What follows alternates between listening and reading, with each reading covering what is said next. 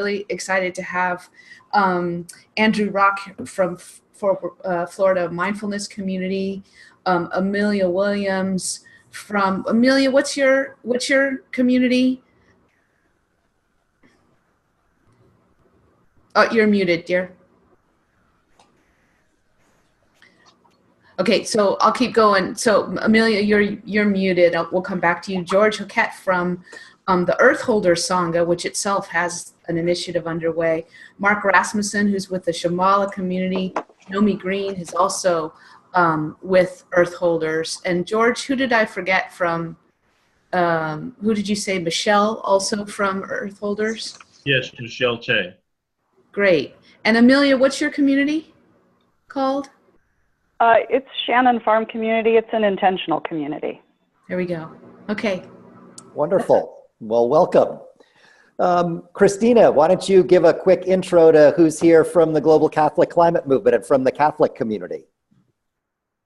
Great. So hi, I'm Christina Liano. I'm based in Boston with the Global Catholic Climate Movement, and I'm delighted to be joined by my colleagues, Reba Elliott, who is the Director of Communications, and also Marisa Vertrees, who is the Director of Organizing. Great. Welcome. And I know, great. All right. And is that Janine Walsh by any chance? I see a Janine, but I'm not sure if that's Janine Walsh. Perhaps not. No, that's a Janine Ibbotson from the Boulder Eco Dharma Sangha and the Boulder Greenfaith Circle. Wonderful. Great. Welcome, Janine. Henrik, why don't we have you introduce yourself and the World Council of Churches? Yeah, I'm Henrik Roppe from World Council of Churches. I don't see any of my closest friends from WCC in this, so maybe I'm the only one. But Fletcher, you're also part of that, so you can count me. That's good. Okay, I can count you in, so that's fine. Great. Chris, I know we have you and also Sarah Wiggins from Tear Fund. Maybe you guys could do a quick from the evangelical community. Nope, Chris, you're on mute. Yeah. There you go. Struggling to get that off. But hey, hi, this is Chris Salazar with the World Evangelical Alliance, and Sarah can say hi for herself. Go ahead, Sarah. Yeah, hi. So it's Sarah from Tear Fund. And I think other colleagues are trying to join, or at least one other, but she can't get in. So anyway, hopefully others will get in later as well. Thank you for having us. It's great to be here. Wonderful. Nana, why don't you go next? All right. Oh, let me turn on my camera. Oh, okay. Hi, everyone. I'm Nana with the Global Muslim Climate Network. I'm afraid there's nobody's from the network joining. I informed them, but because of the time difference, like a lot of them in the very, very late night region, so they asked me to send out the recording because Stacy said this is going to be recorded. So they're very excited with this initiative. So I'm looking forward to work with all of you. Great. And then maybe Stacy and Lori, you could both go, and then I think we'll be ready to turn things over to George. You're on mute, Stacy.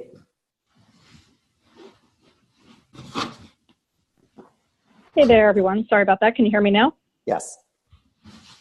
I'm Stacy with Greenfaith, and I've been helping to coordinate the Sustainable Living Initiative for the past few months, as well as the event that we did in Bonn, Germany, just a few months ago. And so it's good to be with all of you and to hear George Marshall's wisdom and expertise. Great. And I'm Laurie Michaelis, and I'm with Quakers in Britain. And I've been quite involved in, well, mostly being the annoying voice that says, can we slow down and think about this a bit? Wonderful. Well, that Laurie, you're underselling your contribution to this initiative. I would describe it much more generously than that. So, all right. So just before we hand off to George is going to be sharing a set of slides, and we'll, I think, be able to get copies of those from him. What I would suggest is that you mute your line when you're not speaking, just so that we get a good, clean recording, because we will be recording this to share with the many others who weren't able to join us.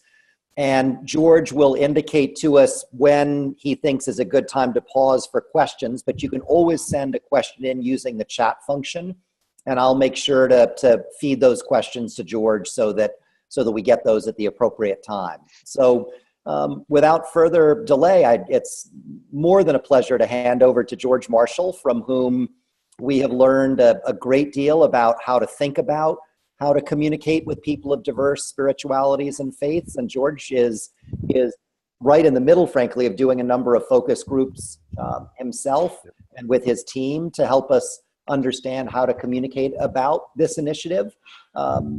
And George thought that it was a really important idea to equip us to do the same. So George, over to you, and thank you so much for the chance to collaborate. Thank you, Fletcher. It's very kind. Can everybody hear me okay? I'm just wondering if for bandwidth it might be good if most people except maybe Fletcher could go off video. Does that make sense? I don't know what it's like with Zoom, but with Skype. It shouldn't actually make any difference, George. Zoom okay. Okay. Bandwidth. If you're familiar with this, then that's fine. We'll just stick with it. Hello. I don't know if my picture will stay up, but I'm going to share my screen and take you through my presentation. Again, please forgive me because I'm a little, I'm not entirely, go on, let's go for that one. There, can people see that okay? Right, the first thing to say is that Fletcher described these as focus groups. Yes, they are. We are following good qualitative research methodology, but focus group sounds a little technical, and I would like you to think of these as discussion groups following a common structure. So I don't want you to feel intimidated by this at all. I want you to feel very comfortable with this. This is a group of people having a really interesting discussion, and you're helping to steer them through a number of questions, then to record what is said, and then to report back. And it's really important that that discussion is something which is fun and enjoyable on its own terms. It should be something that everybody should really enjoy. Fletcher, I've only pulled out a few points here of a sustainable living initiative. I assume that everybody on the call is familiar with it. I'll just go through the page, and then if there's anything you would like to add on it. We're looking at how people can change their behavior to lower carbon behavior. We wouldn't necessarily use that language, by the way. Lower carbon wouldn't be my preferred language, but more sustainable behavior, let's say, in relation to the threat and challenge of climate change. The program is looking across the five faiths, as you can see there. It has a fundamental principle that it works through trusted peer communicators, and those might be the leaders of high up leaders within the different faiths. It might be leaders within individual churches or temples, mosques, congregations, or it might indeed be members of a community working with each other. But the important thing about the method is it involves people working with each other, and it's looking at three, Fletcher's described as pillars of behavior. So, of course, there's potentially an infinite number of ways that we affect climate through climate change, but home energy use, diet, and transportation. And I haven't put on that screen there, but something I think is important with this is that it's not necessarily about going for the smallest and easiest things. It's about going for things where there's an opportunity to engage in a faith-based dialogue, but also these might be difficult behaviors. They might be things which are quite challenging to change, and we're not going to shy away from that. Is there anything you want to add to that, Fletcher, about the nature of the program? I think the only two things that I'd add are in terms of while the language that we're thinking about is in relationship to each of those five traditions noted at the top of George's slide, we also have experience based on prior work that we've done with George that the language that gets developed is is very often useful beyond those specific audiences. So I think it's worth keeping that in mind. And then I think the second piece is the reason that the three pillars have been identified is that research has demonstrated that these behavior areas are in a very large number of settings the most impactful behaviors in terms of actual reduction in carbon emissions. And so we have a commitment in this initiative to try to base what we're doing on research. And research shows that these are the behaviors that matter the most. It's not that other behaviors don't matter, and it may be in certain contexts there are other behaviors that matter more, but these are our targets for that reason. Now, from the point of view of the research, I should say that what we're doing here is really pioneering. It's one of the reasons we're very glad to be working on this. We conducted some desk research to look at what was out there in the academic literature, and we could find very, very little previous research on how to work with people of faith around sustainable lifestyles.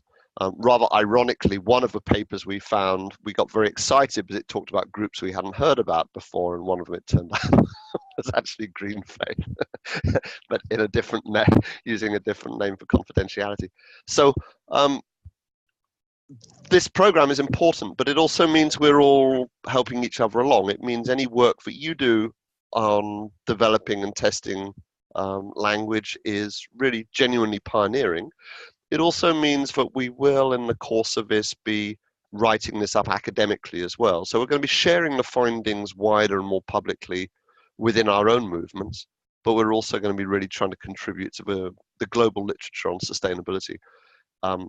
And needless to say, this is all very important work. So thank you. So you're really partners in this. I'll say a few words about climate outreach. We're based in Oxford. Tara, my colleague who's on the call, isn't in this photo, but several of the people in this photo have been involved in the past with our faith work and will be in this case. And we are a non-profit based in Oxford, where Laurie, who also on the call, is based in Oxford. There's quite a cluster of people there. Gopal, working with the Bhumi Project, who's been working with Hindu people, is also based in Oxford. And we specialize in public engagement around climate change, especially, well, I'll explain our process in a moment. And we produce large amounts of research. We advise people. We're not a research organization primarily. We're about producing results, and where we can find research, we do. And we advise senior governments, Intergovernmental Panel on Climate Change, a lot of campaign organizations. And we work very closely with faith groups, including here in Britain. Okay, let's get on with this. The essence of this, the principles which are guiding what we're going to work on together, is the principle that strong communications are grounded in people's sense of identity. They say, this is who you are and what you are is important. And look, there are other people who share your values, who are part of your identity, who feel the same way. So the reason why people might want to take action, the reason why people might want to change their lifestyles, is because it's something that people in their group do. And by doing this, they become more who they are. They reinforce their identity. And a second very important thing on this, the world around them becomes more the way they would like it to be. This template could be applied actually for communications in a very wide range of fields. It doesn't just have to be sustainability. Based on validation and based on saying that your action reinforces who you are.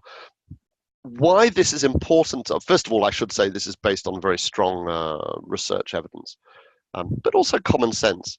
And why this is important is because a lot of environmental communications has tended to say, you have a problem, how you are living is bad, and you need to be more like us and less like you.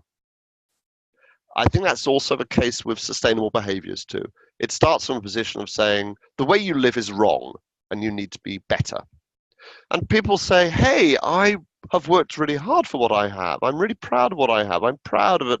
I'm the first generation who, in my family, who can fly for a holiday, or who can look after my kids in this way, or We did a focus group yesterday where people were talking about how in the Muslim community, the immigrants of people coming from poor countries to Britain had massively increased their meat consumption.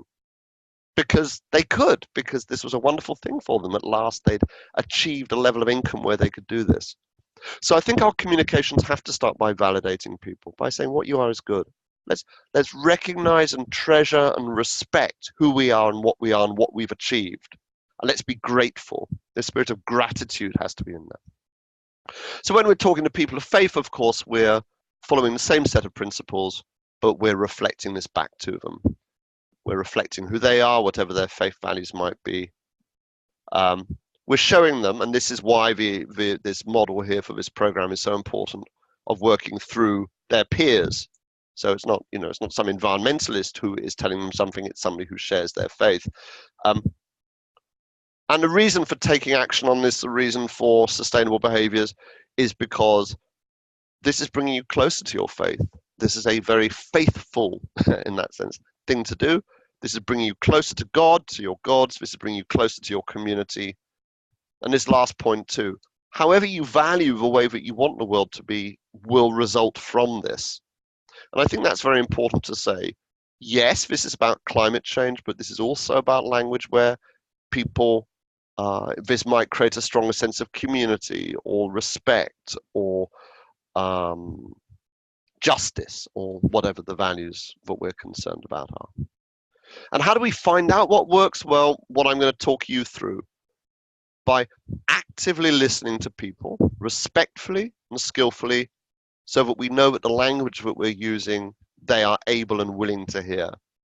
So we're going to talk a lot about how these discussion groups are about active listening.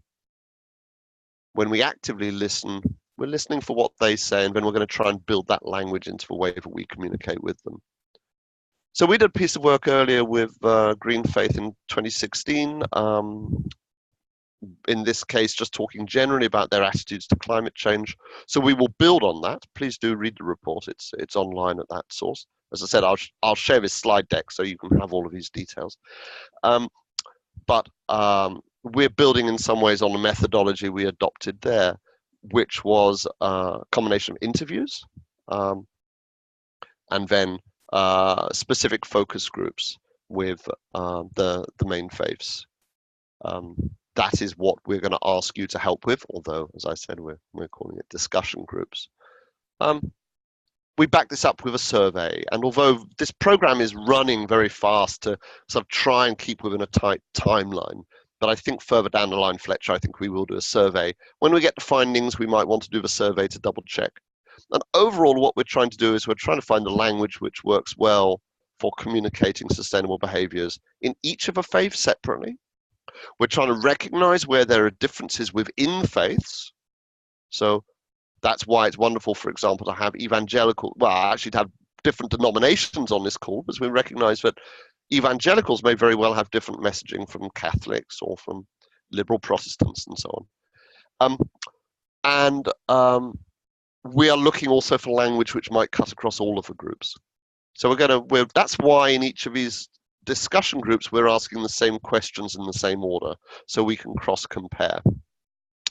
So this year, we've got new groups and interviews of sustainable living, and we're asking for your help. Are we okay so far? I hope so. I'll pause when we get a little bit deeper into this. And Fletcher, do you think we're okay with this for the moment?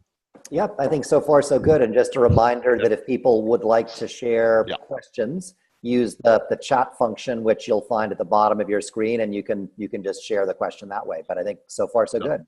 And I'll find a natural place to pause as we go through this, where you can stop and go over it. So, not this discussion.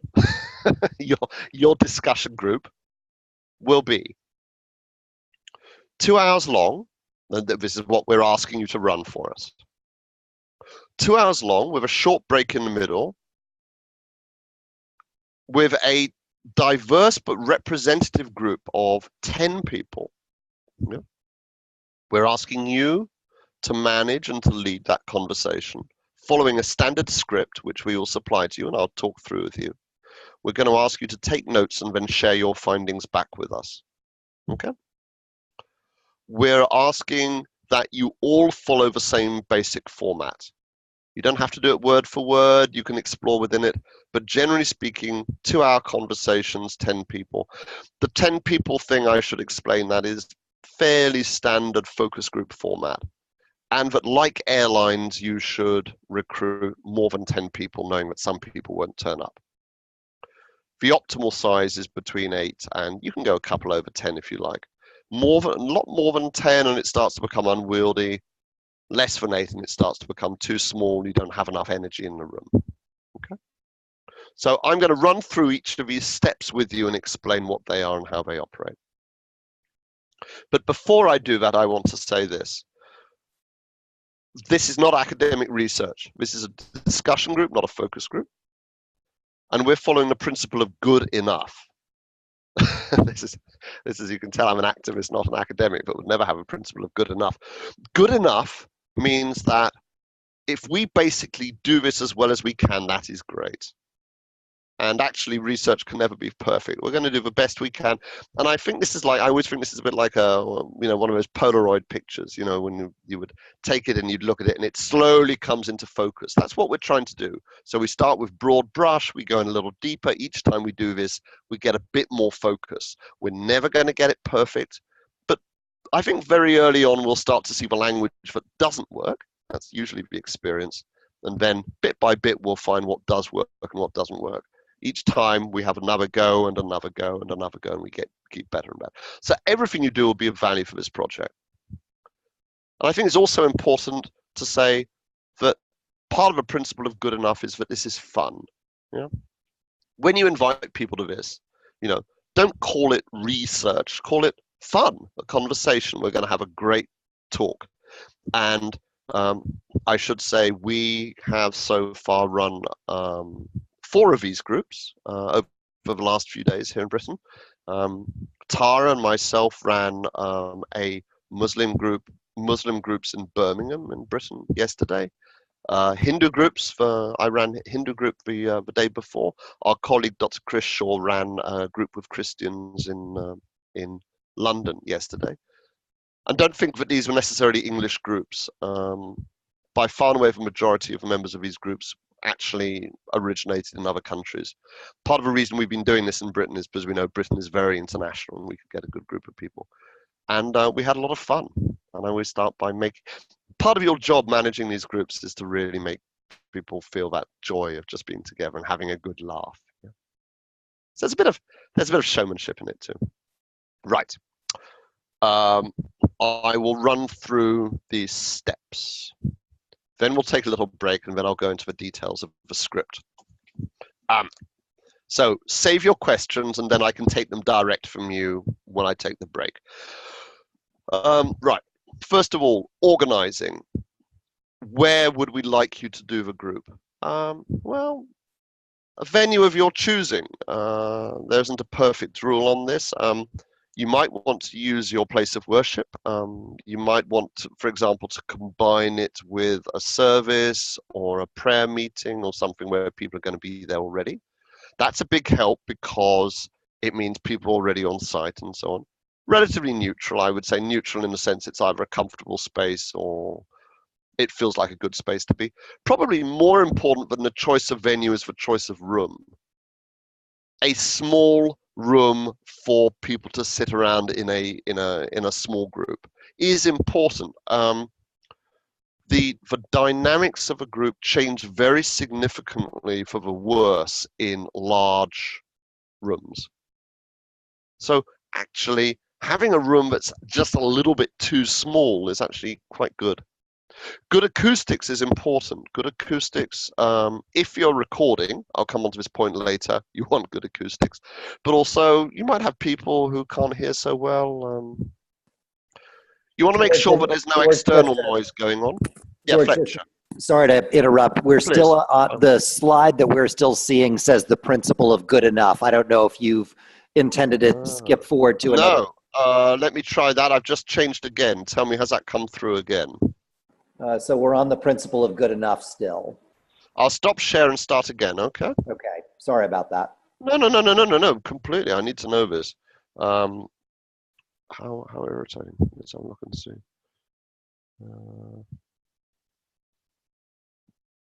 Okay, what's come up now?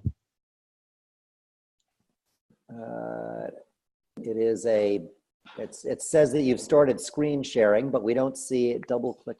We're not seeing any. I'm not seeing any slides right now. Oh, what a flaming nuisance. That is so irritating. Okay, let's have a look then. I'm going to stop my video. There we go. We're on organizing now. Okay, maybe just take me off it then. Okay. Okay.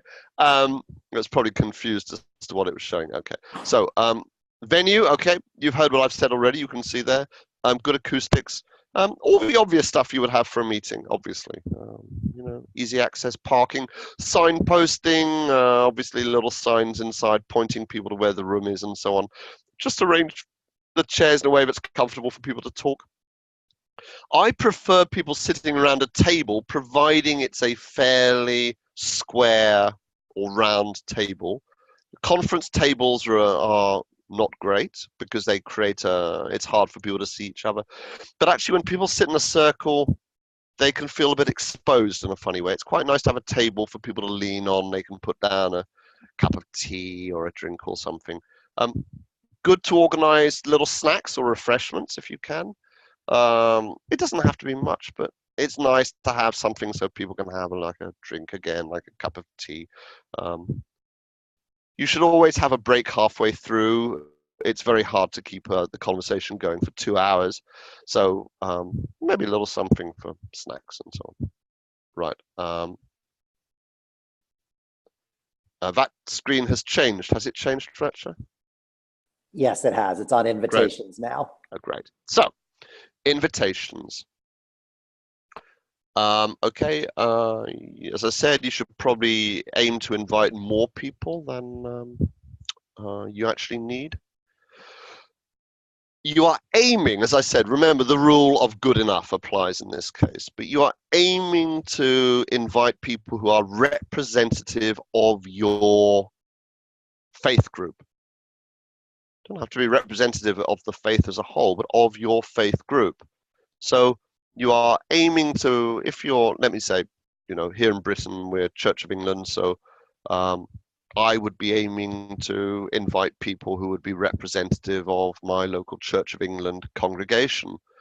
And that's a mix of ages, but actually the research shows that many of you on this call are from America, that in America the biggest determinant of attitudes on climate change is actually not faith or age or gender, it's politics.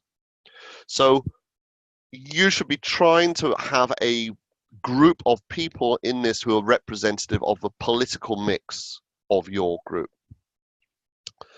In other words, if you have a predominantly conservative faith group, we do not want to have a whole lot of liberals in there. We want that mix. I would also say if you want to go one way or the other, we could do with having more conservative input into this. So that is very important. And again, for the evangelicals on the call, I think that is so important that we get more of that conservative orientation on this. Because the natural tendency for what we do will be to veer towards the more progressive or left-leaning language, and we want to make sure that this is open to all kinds of people. Ideally, a gender mix. Yesterday with the Muslim groups, actually, we ran a men-only group and a women-only group, which we'd found in the past was very useful and actually worked very well. If you think everybody gets along very well, fine, but if you think there might be a difference in attitude, then divide. If you had the resources, for example, to have a left-wing liberal group and a more right-wing conservative group, well, great. When you're doing research, the more that you have people who have things in common in the group, the better. So in an ideal world with an infinite budget, with infinite resources, we will have groups of people who are very, very similar. Because then what we're finding is very pure for what they think. But like I said, use your own thought on this. Very good idea, by the way, to personally invite people. So rather than just putting out the general invitation and seeing who turns up, going up to somebody and saying, hey, Dave, you're a very interesting person. It'd be great to have you on board. In other words, bring people in who you think might be useful. Make sure it starts on time. The big problem is people wandering in late. It is very, very disruptive. This is not like a prayer meeting. This is a conversation with a beginning that you want people to follow. Maybe a prayer meeting, I shouldn't say, because maybe people really do turn up on time. But I'm just saying, if there's more of a discussion, people might feel more that they can come in and out when they feel that they want to. So get people to arrive early. We've had problems with this, with actually with the groups we've run so far with late shows. And of course, you're saying to people it'll be 2 hours long, so people might have booked to do something after 2 hours. That means you're squeezing your time and you need every minute. And obviously give people all of the details they need to find it. So I think it's good to tell people to turn up 15 minutes early. Obviously follow up on the invitations. This is another lesson, is that people don't turn up, they forget about it, they have other things to do. Send them texts, reminders, and so on. So this is really important and worthwhile. However, this is where it gets a little funny. If you can, don't tell people too much about what they're doing. This is a good principle in social research, that you really want people thinking and talking on the spot.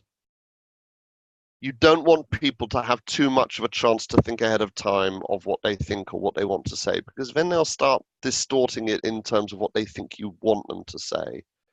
For example, this is a typical case on climate change. Often people don't know much about it. So if they have a sense it's about climate change, they might either simply not come. They might say, oh, no, that's not my thing, I won't turn up. Or they might swat up ahead of time to make sure that they're, fully briefed on it so that they don't look foolish. Of course, I quite understand why people want to do that, but then we're not getting a reflection of how people really are. So the recommendation, what we're saying is this: a major international program of a faith-based charity looking at the ways we live and how we can live better. We want to know what you think, and we're working with all the different faiths and so on. The things I wouldn't tell them is I wouldn't say it's about climate change, and if you could avoid it, I wouldn't mention environment either. The environment one is important because if you say this is an environmental thing, again, you will tend to get a room full of Greens, and that is not what we want. We know what Greens think. Most of us are Greens. What we want is we want people who might not be in a normal audience. And they might say, no, I don't like that. Or really, we'd love it if people would say, no, I've worked hard for my holiday. Don't tell me I can't do that. And then we're starting to get a real message from it. Now, in our groups we've run so far, we have recorded them. We've made recordings and we are going to write transcripts. So we are doing the full, in English we'd say the full Monty.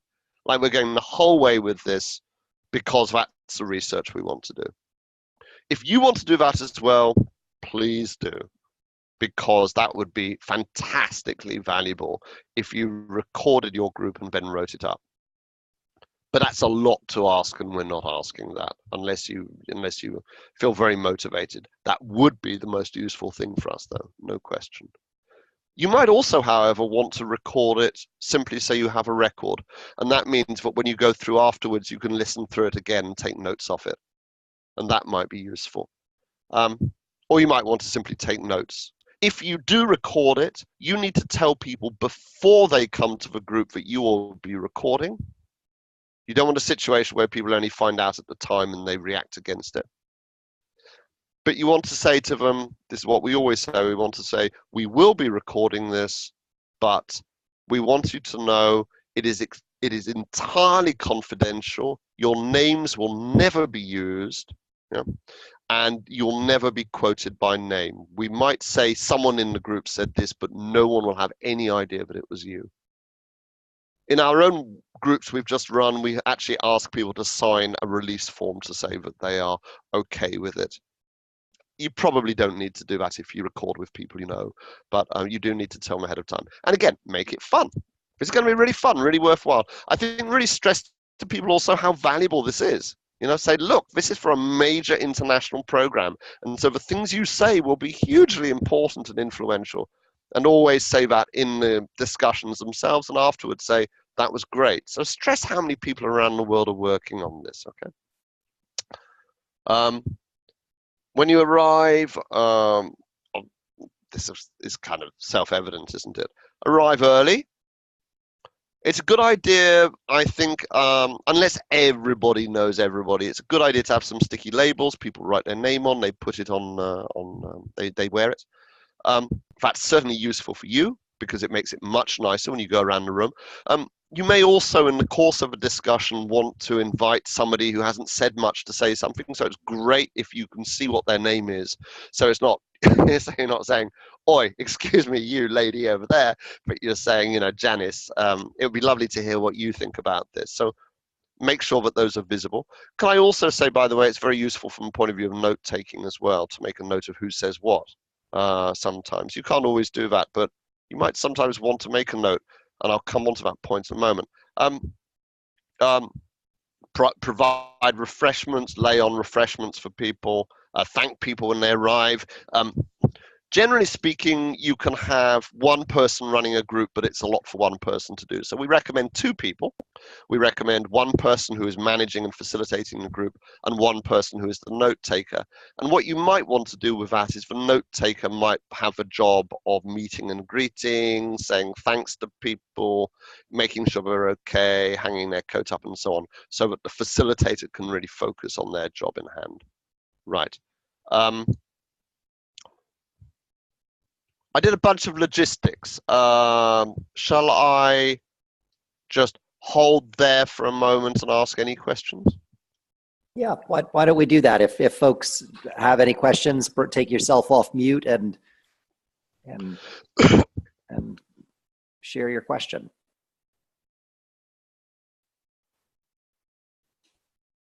I'm sorry if I missed it, George, but you said that it's a big international program and lots of people are joining in, but I might have missed when you described that. How many people are joining in and how big is it? Pleasure. So the initiative is working with the 5 different faith and spiritual traditions that George mentioned. And it will be, I mean, we don't know exact numbers, but we'll be engaging these communities on a global scale. So the aim is to make this as ambitious as it possibly can, and the partners that we have quite an extensive reach on a global scale. So we really do. It's not. It will genuinely be, I think, a large reach. We don't know, and I don't think we need to say exactly, but you can say that the organizational partners are global in scale. Great, thank you. So this is George Hoguet. Thank you, George. I guess my question is related to that. We have 3 Earth Holding members on the call here. We have a large Earth Holding group of 250 members. So would we be considering us conducting several of these discussions in different parts of the country using our groups and using this slide set as an education for them how to do it? Oh, that's a very good idea. Well, indeed so. I'm not asking you to do anything, anything at all that's too much for you. But if you wanted to do this at another level again, of talking people through the slide set and asking them to do things, absolutely. And if you had a significant number of people doing this, I mean, if you just have 1 or 2 more, then by all means you could do it. But if you had,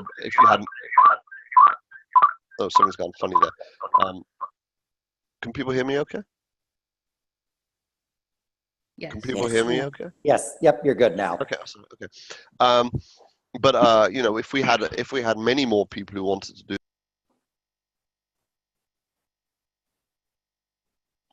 George, you just went on mute.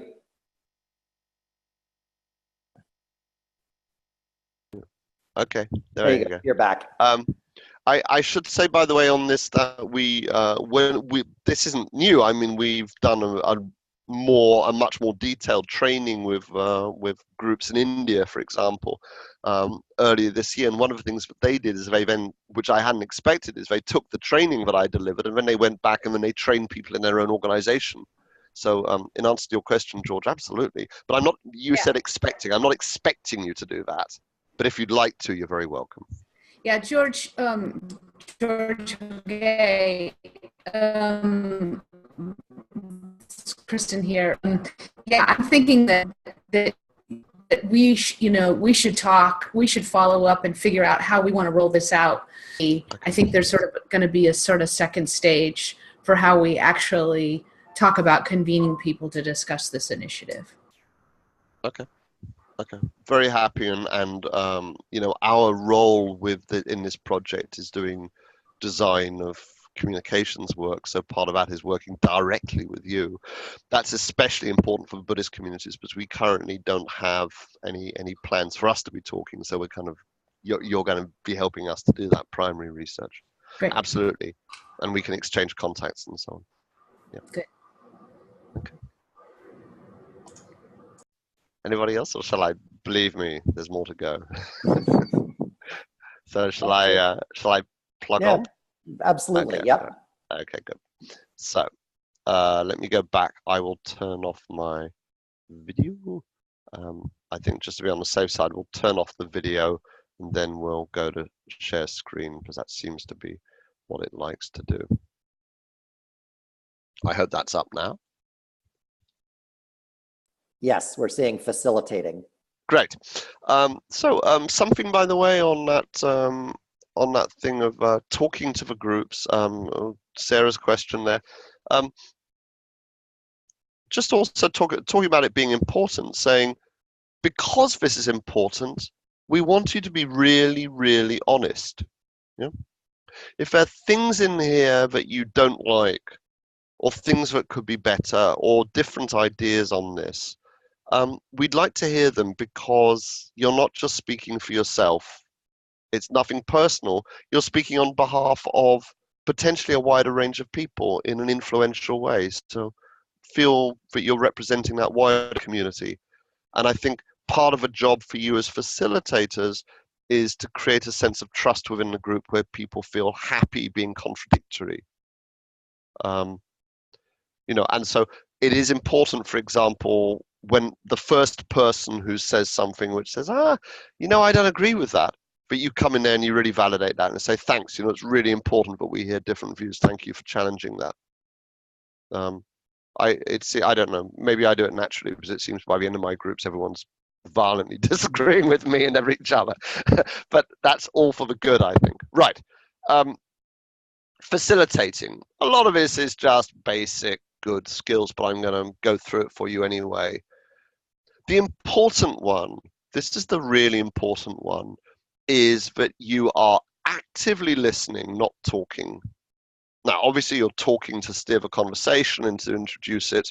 Then beyond that, your role is to draw people out, not to talk about your own views, your own attitudes, any more than you might want to throw those in to help steer it. But you're really minimizing your contribution. You should be only a small part of this. Really, you're about making people at ease. Your tone is neutral but not persuasive. Now, this might not apply to you because you are used to working with the people who will be in your groups. But when we train, for example, environmental activists on this, we have to do a whole series of practical trainings for them to learn to shut up. Their natural inclination in any group is to dominate and to tell people what to think because they are activists, and that's what activists do. A good academic, on the other hand, will be so neutral that by the end of a group, no one is quite sure what the academic themselves thinks. I don't think you need to be that inscrutable because you want to be friendly and engaging too. But if someone says something you disagree with, you do not challenge them and tell them that they are wrong. What you do is you say, that's really interesting. What leads you to say that? You may, for all I know, have someone in your group who says, climate change, I don't believe any of that.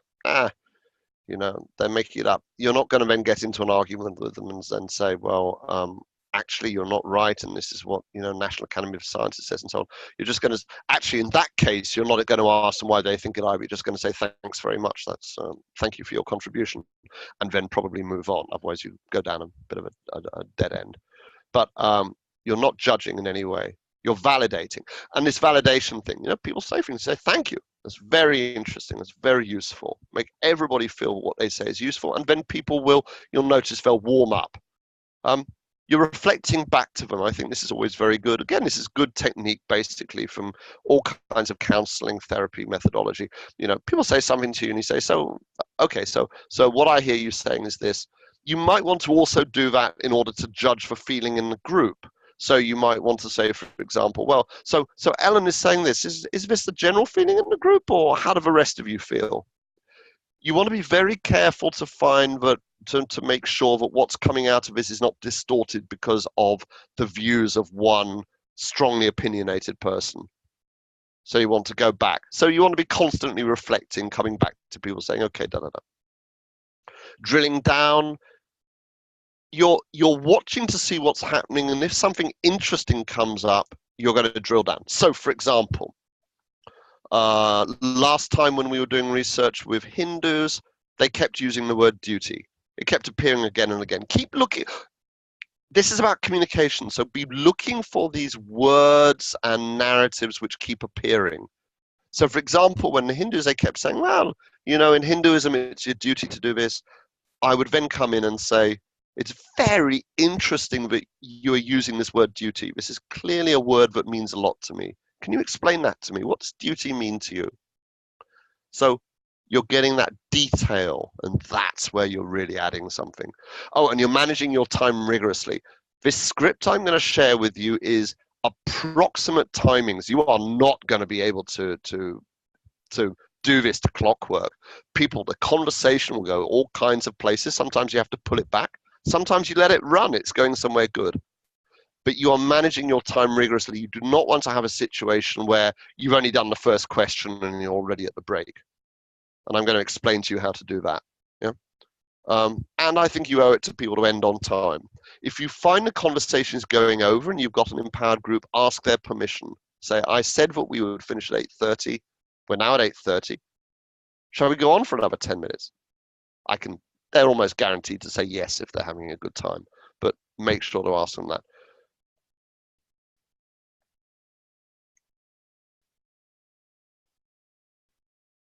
Now, I recommend having a separate note taker.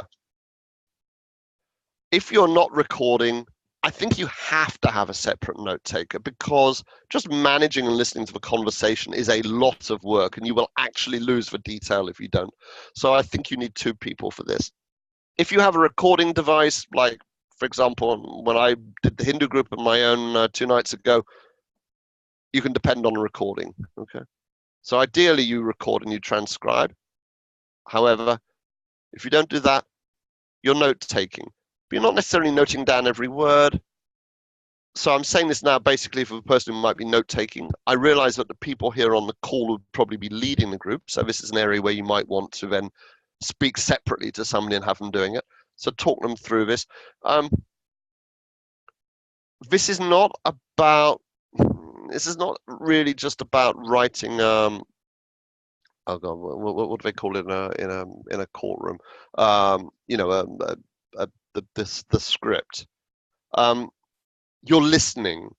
Note takers are listening for things that are interesting, because they won't get everything. They're looking for keywords. They're looking for words which are specific, which keep appearing again and again. They're looking for narratives. Narratives being more complex storylines. Yeah. You find in any typical group, you'll find that 50% of what people say is just padding. It doesn't say anything. In the end, probably what you get from any group that's really valuable is probably about 10%. It's about 10% you're looking for. Now, you're helping to keep an eye on the time, because the facilitator might be so deep in the conversation, they're slightly losing track of it. So you will also have a copy of the script. You're not, I will explain this, you're not rigorously policing this, but you are pointing out to the facilitator that actually, you know what, they've got a little bit bogged down on this question. Maybe they need to move on. in your notes, you're making sure that if somebody appears to be really strongly dominating with a view that is just theirs, you're making little notes for who it was who was speaking. That's fine, by the way. That person might be very valuable and adding a lot, but you're making it clear it's not necessarily the views of a group. So you're trying to have some system which makes a notation of that.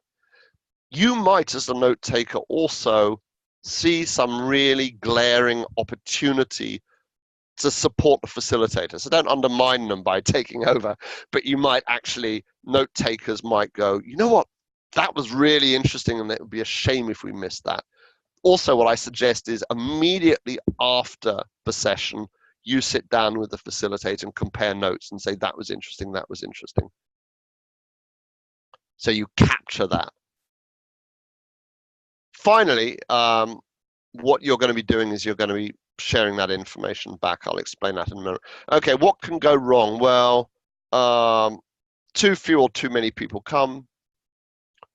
You're just going to have to deal with that as best you can. The trick with that is in the preparation and inviting people. You might want to know what is too few people. Suboptimal is below 8. 5, say, is suboptimal. The energy of a group is less. But you know what? If you have 2 people, it's a different kind of thing. The energy is different, but still it's valuable. So I would never say that there's some minimum number. I think there is a too many, though.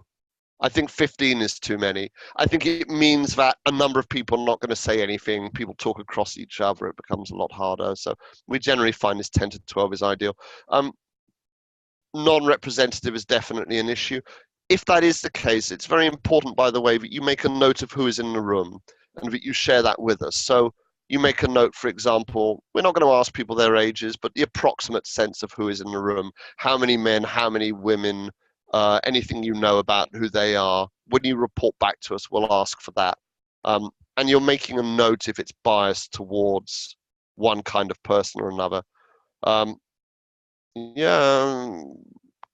Really, these simple things can be major, double check on the venue. It's an absolute disaster if you find that the room is double booked or something like that happens, or that, there's roadworks outside. I mean, you just have to anticipate this.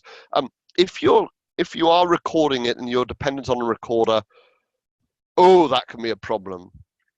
Absolutely check and double check that recorder is working. Most mobile phones, by the way, do it, but you want to make sure that the recording that you're going to get from that is good enough. What can also go wrong is a challenging participant, and I'll just quickly run through what that looks like. These are difficult people types. The dominator is the main one. The dominator is going to be the person who talks a lot. And your job there, and what they say might be great, is just that they're just that kind of person. I suspect I'm that kind of person. You need to manage the group in a way which is, you just very kindly and generously, you just say, thanks, that was wonderful, that was very interesting. But now we'd like to hear from the other people. And you have to sometimes keep going back to that person and doing that. I will explain to you, and in the script, you ask for permission at the beginning. You say at the beginning of this whole thing, I want to hear what everybody has to say, and I hope it is okay with you if sometimes I might say to somebody who's saying something great, I might say, thanks very much, but I want to hear from other people. Is that okay with you? And you want to look them round in the eyes and have them saying yes, because you need them to give you that permission to say that it's all right to stop people. Related to the dominator is the top dog. I'll give you a good example of that. The top dog is somebody who has real seniority or status within the group, and that person can dominate, and no one will challenge them. We had in the Muslim group we ran.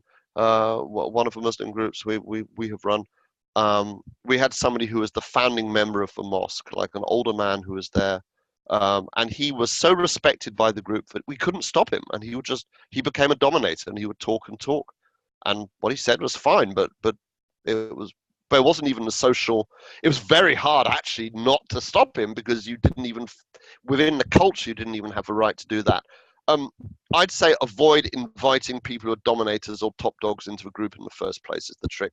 The quiet one is difficult, like someone who just really doesn't say anything. You need to work hard and pull them out. The odd one out is tricky. So if you've got a group of people who are basically similar kinds of people, and then you've got one person who is really different, that person can distort your findings. And that's why, for one thing, you want to manage how much they contribute, and on the other hand, you want to take notes when that person speaks, just to make sure that you're not getting the wrong impression of a group. And then the arguer. Sometimes you get somebody, every few groups it happens, and they want to argue with you. And I'm afraid, well, you just have to manage that person. And I think validate. Just say, thanks, that's very, very interesting. I think, again, it's important. This is why it's important your own views don't show too much, because then there's less to argue with. Right. I'm going to introduce you to the script now. Shall I stop again for any questions? Yeah, why don't we see if there are any questions or thoughts people would like to share. This is Kristen. Just to say, George, it'd be helpful if you could say, and forgive me if it's part of your introduction, but just to clarify the goals of the sessions so that we're really clear on what we're trying to get. Okay. I'll make sure that I do that now. Laurie? George, I'm just thinking, you've said that we shouldn't invite people to meetings thinking that it's going to be about climate change and the environment. If I invite everyone or people in my meeting to a meeting and it's a secret about what it's going to be, they're quite likely to suspect that it's going to be about climate change and the environment. So what do you suggest, or do we just need to be artful and make up some reason for getting to the meeting? No, here we've got the principle of good enough. Okay, we're going to do the best we can. I think in your case, Laurie, they know that it might be about the environment. They won't necessarily know it's about climate change. Yeah, I mean, I would say with Quakers it probably doesn't matter that much, but because we aren't going to have a lot of people. I agree. Like that. You may also find that you feel that you want to say something more specific, because otherwise people will just say, I don't know what this is about. This doesn't sound very interesting. I don't want to do this. Yeah, I think the truth is you just play it by ear. Again, so this is what I mean. Yeah, this is what I mean. What did you think Hindus and Muslims they were coming to? What I told you. They really had very little idea. Okay. They were told that this was something that was useful. They were asked. They liked and respected the person who invited them, and so they were happy to do it. Living better. I'll explain for you part of the reason for doing that. For the Hindus, for example, they had no idea that this was an environmental thing, right? So when in the first half of it, we didn't mention the environment at all, and we were just talking about what they felt was wrong in the world and how they felt lifestyles should be better. When they started talking there about environmental aspects, I could be confident that that was something that was coming from a real place of concern and not something that had been prompted by the thought that this was about the environment. So that's part of a reason for doing it, is that it gives us a measure. Similarly, I think it is good if we can try and avoid telling people this is about climate change, because in the second part, we just ask people, what do you think is causing climate change and how do you think that you're affecting it? It's good if people don't know it's about climate change, because then we're hearing what they really think. But as I said, but you're doing the best you can with it. It's not a golden rule. If this was strict academic research with a massive budget to boot, then nobody would know what it was about, and we would be paying them $50 each to come, and they would just come and get paid for the conversation. But we're not doing it that way.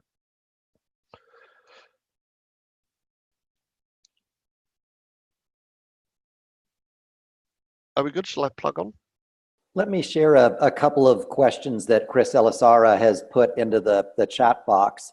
Okay. I think to summarize the first one, George, his sense is that it might be easier for him to get, for example, a group of conservative evangelical students or a group of conservative adult women evangelicals. Yes. That might be easier to organize, and he's trying to make sure he understands if that would be useful or if he should really work to try to get a mixed group of evangelicals. And then does he want us to gather demographic? Do you want us to gather demographic information about the group so that you have that for your analysis? For instance, age, gender, occupation, education. So any thoughts on that? So on the first question, pros and cons. The pro of that is, of course, for having a group of evangelical students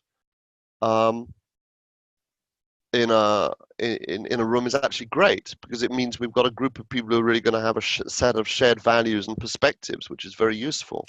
So in that sense, it's great. But the weakness of that is if the only information that we have then about evangelicals is from a group of students, we don't have a very reliable lead. So that's what I would say. Is I'd say, well, the reason I'm kind of saying try and get a good demographic mix is because we may only have one or two groups from each faith group. However, what I would say in the case of evangelicals, I'd say, nonetheless, that's very useful if you can get a group of students in a room. That's great. And in terms of a demographic data, yes, I will be asking you to report on that. So I'll be asking you specifically to say how this group may or may not be representative of the overall group. So in that case, you'd say, well, they were students and everybody in the room was, between the ages of 18 and 25 or whatever. I am going to be asking you to report on the demographics informally rather than formally. If we are doing this rigorously, if we were doing this as academic research, we would have all of this demographic data on everybody. But I think it's kind of intrusive. What I'm going to ask you to do is to make a note before you go into the discussion group. I'll just make a note of, this is how many men, this is how many women, this is, their sort of approximate age from just looking at them, just to get a general sense. This is sort of what I know about them. I think is good enough, to be honest. Yeah. I want it to feel, in this case, I want it to feel informal and friendly. So I don't want people filling in forms that they feel is about reporting on them. That doesn't feel friendly to me. Great. Are we okay? I think we're good. Yeah. Why don't we continue? Okay. So let me explain what we're trying. Let me answer that overall picture of what we're trying to do.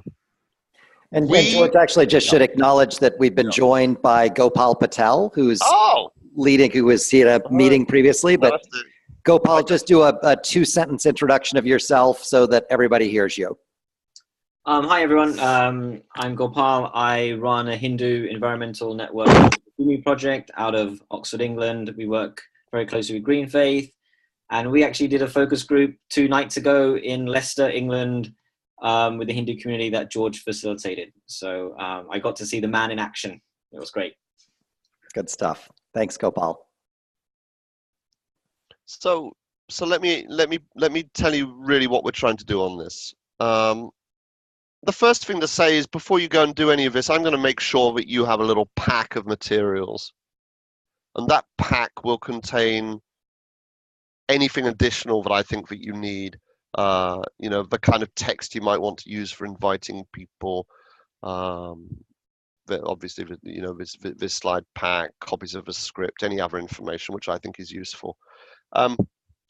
And we'll also include, I think, more of a briefing on what exactly to look for and what we're doing.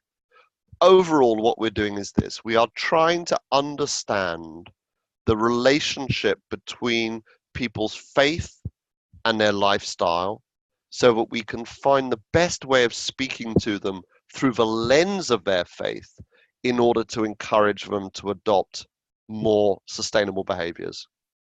So we have so many different identities as people. We have an identity of, as our country, our gender, our stage in life, whether we're parents, grandparents, teenagers, what our politics are, our class, our education, all of that. Faith is one of these, but as we know, a very, very powerful one in people's lives. So we're trying to find a way that faith can be an influence on people. We already know it's a big influence on how people live.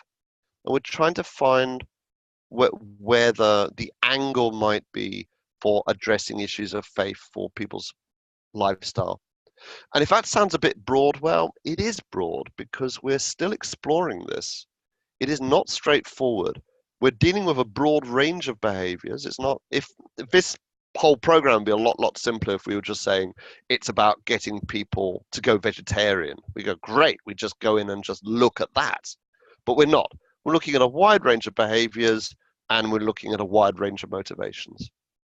So you're going in there and you're trying to get a sense. And part of what's happening here is I'm not expecting you to come up with the answer. I'm expecting you to come up with some general experiences. And we're going to try and put all of this together and draw some conclusions out, which will not be the end of the process by any means. We'll go back in, we'll do further surveys and further work on this. So what we're doing here, the technique of this is what we call the funnel technique. This is a little bit more kind of like academic now. The important thing with this is we don't start by saying, right, so what are you going to do to have less impact on climate change then? We don't even talk about climate change until the second half. The first half, we get there, we start broad and we go in narrower and narrower. And the reason for that is, well, we're warming people up and making them comfortable, but we want to get the broad picture of where people are before we get into the detail. Because often we're starting, as I said from the beginning, the idea of good communication is it's based on people's values and their identity. And we want to know what those values and identity are. We want that broad picture. So we're going to talk about people's general lifestyle and their values, and then we're going to get down into the details of lifestyle values. I'll run you through some of the questions on that. We have a break. Then we have what we call the reveal. At the beginning of all of this, you're saying to people, look, I'm not going to explain to you straight away what's going on with this. I will explain after the break. So after the break, that's the point where you say, hi, right, now this is what we're doing. This is, people might know you already, so Laurie can't do this, but you would say, this is who I am, this is what the work is, this is what we're trying to do, this is it, this is why this is important. So that's the reveal. That's when you come out from behind the curtain and say, this is what it's really about. And then in the second half, the conversation is more focused on that. Okay. So focusing on climate change, environment, and changing behavior.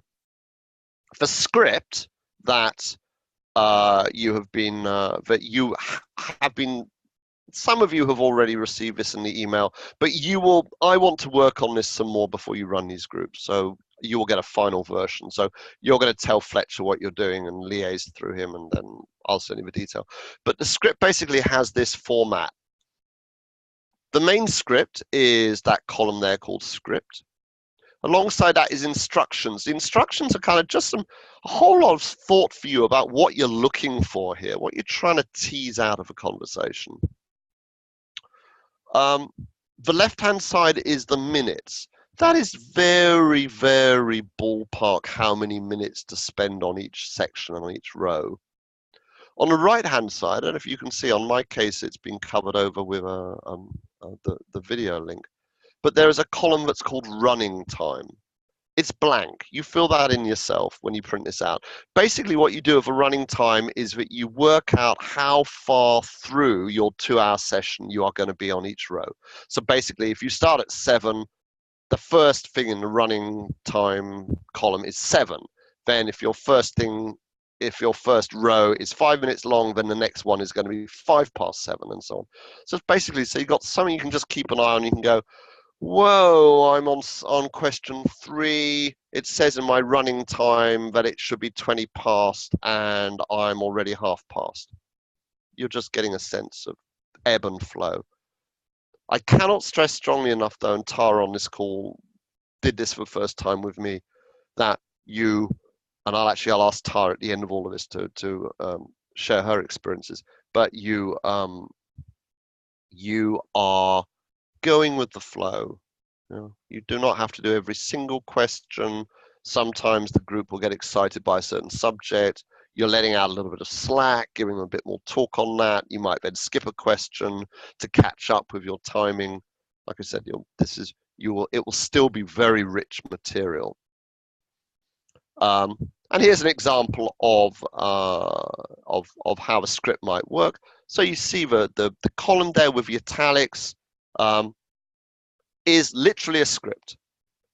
I don't want you to read this out word for word, by the way. I'm just writing it as an example of how you might say it, but I want this to be natural. So you might say, okay, so you're already talking about your faith. So let's look at that in a little bit more detail. Tell me about your life as a square brackets faith. So that might be, tell me about your life as a Buddhist. How important would you say that your Buddhism is to you in your life? Right. That thing in bold, that's the question you're asking. Yeah. And then you'll see in the column next to that where it says listen for key words and frames. What I mean by that is keywords would be where people are saying something and you go, aha, that's a very interesting way of putting it. Why are they using that word there? Like, for example, remember I said like Hindus will talk about duty, or people might talk about responsibility. I remember when we did the first women's group with Muslims, the women said modesty is very important. And that's a very interesting word. And we said, well, what does that mean to you? So you understand that. So that again, this is all explained, by the way, at the top of the script, but that thing there where we say what's in bold, that's the question we really want you to pursue. And you can see there the kind of questions we're asking here. We're here to talk about faith and lifestyle. So I'd like to know how being a Christian affects the way you live. What does your Christianity tell you about how a good Christian should live? Okay, there's the question. And we see what comes up. And tell me, what do you think of what do you think as a Christian? What do you think of the things that you should avoid doing? You understand these are very big and broad questions. They always sound silly how broad they are, but they're broad for a reason. They're broad so that what we get from people is very much their own language. Now, in the script, you'll notice those bottom two rows are done a little bit shaded. The reason for that being that the things we really want you to do, that you really must try and do, are in the script, are provided in that darker shade. Because you will find a situation where the time starts to go, you start to lose track of time. Skip to the next one, which is in that coloring. And try, if you can, to stick to the timing which is allowed as a minimum on that. So what are the things of faith should avoid? 5 minutes? Well, see if you can get a 5-minute conversation out of that. So here are the key questions. We could say the ones which are appearing there in that bolded rows. Okay. Is this changing, Fletcher? Can people say it? Okay, he's muted. Thumbs up, yeah? Yes. Okay, great. All right. Okay. These are the key questions. There's a number of questions we're asking. You'll see, by the way, on that the key question is in bold, and then there's follow-up questions. So let me explain that for a moment before I go into this. So tell me how your life, tell me how important is your faith for you in your life. Those follow-up questions, you don't have to ask those. You might not want to ask them at all, but they're there if you want to get a little bit more out. Maybe they might be the kind of probing questions you might like to ask for a little bit more detail. Yeah. What do you think of the qualities that make a good Muslim? Tell me, how do you think that being a Muslim is different maybe for people from other faiths? What do you think makes being a Muslim particularly special compared with other faiths? These questions are very interesting, what people say. And you might think you know the answers already yourself, but remember, this isn't about you. This is about what the people in the group say. I think Gopal, I think it was you, wasn't it, Gopal, when we did the Hindu group, and you were in the group saying, oh, that was so frustrating. There were times there I could have really answered that question. And of course they say, yeah, but you're the expert. If people don't know the answer, we want to know they don't know. Right. Key question. So remember, there's a break halfway through. How does your faith affect the way that you live? What do you think is wrong with the way that we live in our country? Yeah. So first of all, your faith, how your faith is important to you, how does it affect how you live? That second question, though, what is wrong with the way that we live in our country, is inviting them. Remember, I said good communications makes the world the way you would like it to be. So what we might be saying there is people might be saying, I think people are really wasteful. I can't stand the way that they waste things. They just throw things away. That is identifying for us that the communications we want might want to focus on waste. Or they might say, what's wrong with the way we live in this country? They might say, people are so disrespectful. People are so rude. That means that we might be wanting to say that actually sustainable living is a way which somehow makes people more respectful and brings people together in some way. So you understand what we're looking for there is a more wider critique. Yeah. Then we're asking what could change in your life in terms of lifestyle ways. So we're asking people to look at their own lives and say, well, I guess I eat too much meat, or I drive too much or something. That's good. We want to pull that out. This next item is something that Fletcher, in your discussions, you were very keen to have, and I really, really encourage you to focus on this. Now, maybe there's nothing there, so don't force it, but if there is, really pull it out. Tell me a story of when your faith has led you to make a change in your life. Now, remember, we're not yet talking about sustainability. It doesn't have to be about that. So people can say whatever they like, because what we're trying to understand there is the way that their faith interacts with their life and how they live and deals with challenges in there. And the final question on there is, have you ever made a pledge or a commitment through your faith? And I think we're trying to get a sense for the purpose of the overall program as to how pledges and commitments might work. Interestingly, we found in the Muslim group yesterday that people didn't respond particularly well to this idea of making a commitment. They felt that their commitment was not made to each other, but there are a whole lot of very interesting reasons why publicly stated commitments in that way didn't seem to work for them. So we're asking them that, okay? So remember, that's before the break. We haven't even talked about the core of it, but don't think that this isn't useful. Generally speaking, in our research, we find this first section is actually often the most useful because it shows us for language that people use themselves, and good communications builds on that. After the break, George, let me jump in just with a quick question that's come in, because I think it's better to do it sooner rather than later. Okay, great. Yes, please. George Hoguet. In terms of circling back to the person who's actually issuing the invitations to people to attend, is it any suggestion, should that be the same person who will host or lead the discussion, or could a monk or a minister or someone else be the inviter with someone else leading the discussion? I think all of those options are fine. There is no reason why the person doing the inviting should be the one who is leading the group. Unless there is a personal relationship there such that people are coming because, well, as for example, has happened in the groups that we've run so far, that the invitation is what brings people in because they really like and respect the person who has invited them. So that might be a factor. I think I can see that there's advantages the other way as well, that by having the group run by somebody who is from outside, it allows more freedom. I mean, when I do faith groups, I actually reveal I reveal a lot less of my knowledge about their faith than I actually hold. I say, please excuse me, I come from a Christian tradition, so there's still a lot for me to learn about Islam. Please tell me this. Now, actually, the truth is that what they say to me, I very often know. But I'm interested in having them here. So, as I said, sometimes there is an advantage of having somebody who's from outside the group, and then what you're hearing is fresher. Also, I think there's an advantage of having someone outside the group because they might very well be listening or thinking in a different way. Does that help? But pros and cons, but no definite rules. Great, thank you. Okay.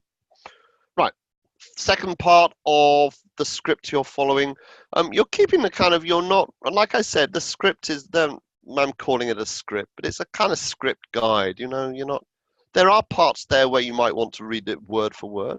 You want to keep it on your knee to keep an eye on the time. You also want to really familiarize yourself with a script ahead of time, because it may very well be that people go off on a tangent which answers a question further on. So don't stop the conversation.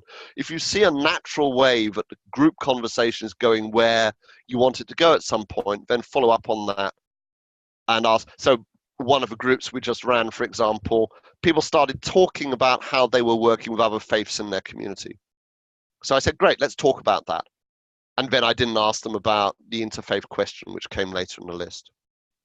So, you know, so familiarize yourself with it and then just play it by ear. Something you might want to do, and actually I will even supply for you as part of a pack, is I can provide you with the script in a very detailed long form, but I can also just provide you with a sheet of the questions. And it might be that once you've read through the whole script and familiarized yourself with it, that then you would just prefer, when you go into the discussion group, just to have a list of the questions with a kind of approximate timings without all of the packing stuff. That might be a lot easier. So after the break, this is what we're doing. Hi, okay, I'm going to tell you now, this is really useful and important. In what ways could we have less environmental impact? Although we've said this is about climate change, we're trying to see, when we ask that question, whether climate change comes to mind. Often we find that what has less environmental impact is around, well, in Britain at the moment, the big buzz is plastic, because we just had a TV documentary about plastic. The government made an announcement about plastic today, so everybody's going to talk about plastic. Right? So we're trying to get a sense there about what really comes to mind. Then we drill down into climate change. I've got a little bit of script that I suggest you do recommend that you read word for word. We're asking people, what do you think is causing climate change? Don't let them ask you, as you probably know the answer. Say, no, I'm interested in knowing what you think is causing climate change. Again, this is just just testing the waters of what the general level of climate science literacy in the group is. And that's very useful for us to know. Now, this question here is a very useful one, but we set this up almost as a kind of role play. We say, right, imagine that you are now talking to people in your church. Maybe you're in the church itself, or maybe you're in a meeting outside the church. Maybe you're just talking one-to-one over, you know, a cup of tea or whatever you're doing. How would you say to them that we need to make some changes in how we live in order to reduce our impact on climate change? Imagine you're doing it now. This is something to capture word for word, because what we're asking people to do there is to model for us how to talk to people like them. And in the groups we've run so far, you better believe in the transcript I'm going to be going through that word for word. So linger on that. That might be something where you also strategically invite people in the group to do that. So don't just leave it open to the most dominant and confident person. Zoom in on somebody who you will already by this point have a sense of who in the group has something really interesting to say, and say, how can you do that? You will also have had a sense from the group of what constituencies people are, right? So you might want to elaborate on that. So for example, if you had someone in the group who you knew was a strong Republican, you might want to say, so tell me, how would you talk to somebody in your congregation who you knew was a strong Republican about this, and invite them personally to do that? Yeah. And I think you explain this by saying, look, we're writing this together. And what you're doing here is you're helping us to write this, because the whole goal of this is we want to be able to speak to people right and get it right.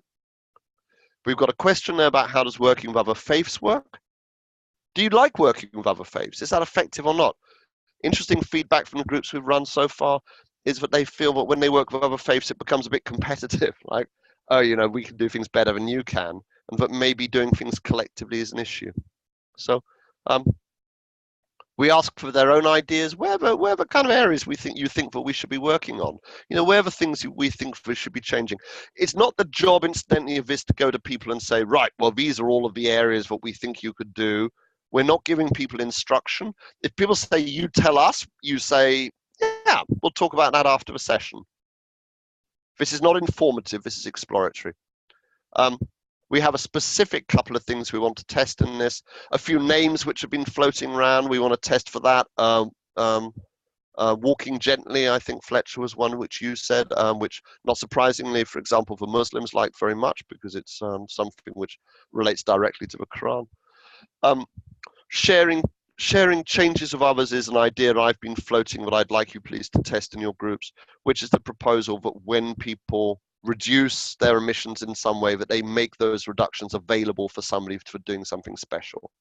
So we were talking quite a lot yesterday, for example, about whether if you reduced your energy consumption in your home, you might offer that for someone to go to the Hajj. We're just testing the ground with that, and these are a couple of ideas that we have.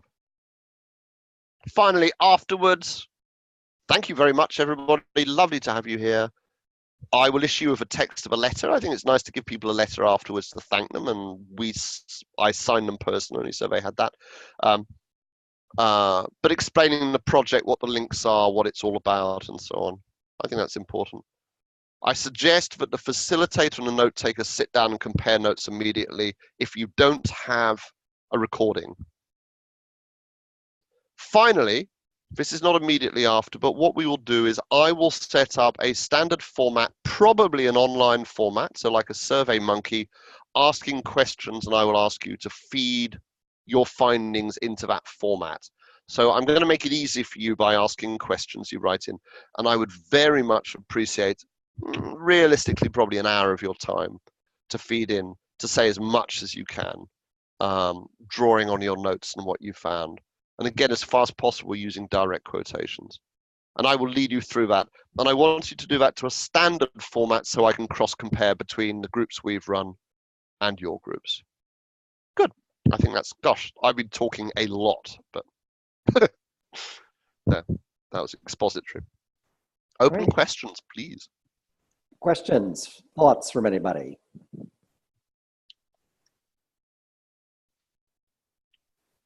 Stunned into silence.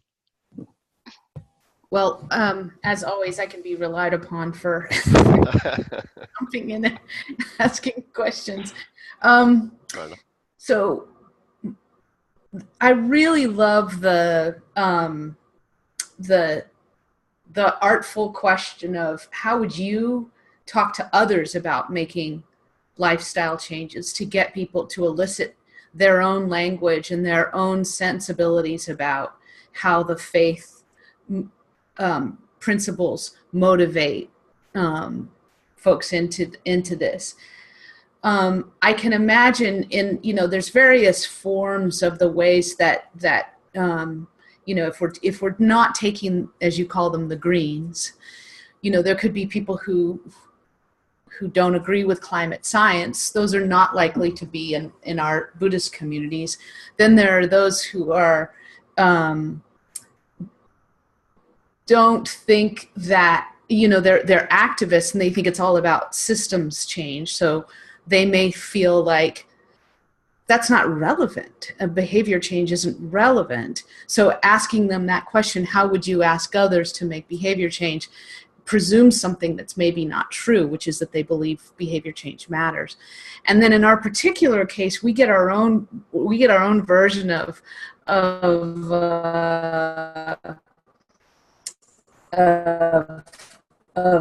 moving out of this conversation, which is to say, hey, the climate is changing, and as a good Buddhist, you should sit with that, really learn to accept that and work with the, transforming the unease that creates in your heart mind. And so getting people, the whole idea of trying to get people to be different is like the formula for suffering. Why would you do that? So how do you work with these various ways that folks don't buy into? It makes sense for me to be talking to others about changing behavior in the interest of mitigating climate change. the first thing I really want to say, and I can't say this enough times, this is co-design. So we are designing this in partnership with you and the people on this call. You now, by virtue of being part of this project, are co-designers with us. And by extension, the people who attend these groups are co-designers, right? And I probably haven't stressed that enough. That means if you can think of a way of reworking this material to explore the most relevant questions for your group, please do. The most important thing for me is that, broadly speaking, the questions are similar and that it follows a similar structure. Yeah? But you may very well, from the particularities of the Buddhist tradition, have particular questions relevant to that you want to ask. So I would say, please rework this material, put in particular questions, providing the general broad thing is covered. You might be interested on that to know that I already have a standard question on this, which says this. I'll read out to you as if it's a group. I said, so this is what we've been saying to groups. I said we're causing climate change through the way we live, and I'd like to offer you 3 choices on this. Listen carefully to what I'm saying and tell me which of these 3 choices is closest to your own position. Right? Number 1 is there's no point me personally doing something on this, because if I do something, it doesn't make any difference. Someone else will just undo it. This is a responsibility of governments, and therefore my role in producing change is to demand that the government puts in place the systems. The second option is to say it's our moral duty not to harm the world or others. Just because someone else does something bad doesn't mean that it's okay for me to do it. And I will change how I live, regardless of what others do. And then the third one is somewhere in between, which is of saying it's our duty. It's our duty to do something, but I want to see other people doing something as well before I'll feel quite comfortable doing it. So I recognize I have a duty to do something, but I want to see change happening at other levels and other people doing it alongside me. What's been interesting so far of our groups is everyone's gone straight for number 2. I'm a little wary of that, but does that make sense? So you might want to rework that in a way which is most relevant for your groups. But I think you're right. I think we need to explore those options. Great, thank you. Okay.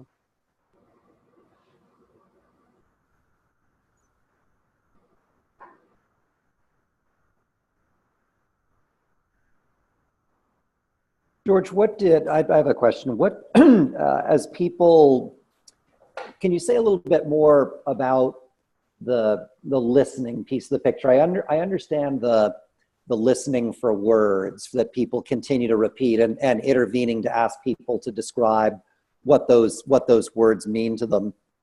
I wondered if you could share a little bit more about it. It sounds as though we're also listening for narratives that people use or sort of underlying stories that people tell to explain who they are or why they behave in a certain way. And I wondered if there were any, I wondered if that sounded right, and then also if there were any other pieces of advice that you'd like to add about how to listen for that. Can I say this is so, I feel that this is something which is where I just have to, it's kind of like offer it to people's intuitive sense of following a conversation. You know, you're managing it's a funny thing, and it's like some people they're just fish to water, they just get it immediately. Some people struggle with it because you're managing a room full of people. So you don't want it to go too far down the direction of one single person, because that can twist the findings. You want to keep the pace going. I want to stress this as well. It's like, you know, ping, ping, ping, ping, ping. You do not want it to get bogged down. And I start to get nervous when anybody talks for more than a minute, which is actually quite a long time for somebody to talk. You know, I want this thing to keep moving. Then again, you know, what we're looking for is, yeah, like you're saying, Fletcher, it's like we're looking for things which are stories we're looking for people to speak from the I as much as possible. And you might sometimes want to bring this back to people and say, no, what do you personally think? Because the tendency for this is to go very much into the we. Yeah, I think we are very wasteful. I think, we